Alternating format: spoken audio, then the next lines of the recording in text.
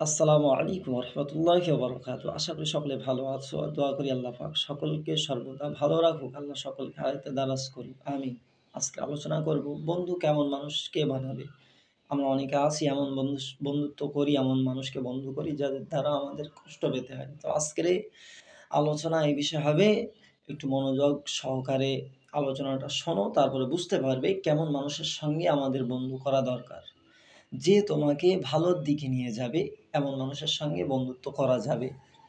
বিপদে তোমার পাশে যে থাকবে তার সঙ্গে বন্ধুত্ব করা যাবে। ভুল পরামর্শ দেবে না এমন মানুষের সঙ্গে বন্ধুত্ব করা যাবে।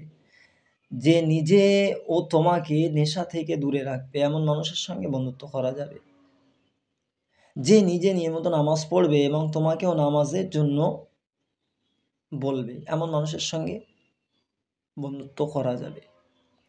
যে মানুষটা খারাপ সময়ে তোমার পাশে থাকবে এরকম মানুষের সাথে বন্ধুত্ব করা যাবে। যে মানুষটা কখনো তোমাকে বিপদে ফেলবে না এমন মানুষের সঙ্গে বন্ধুত্ব করা যাবে।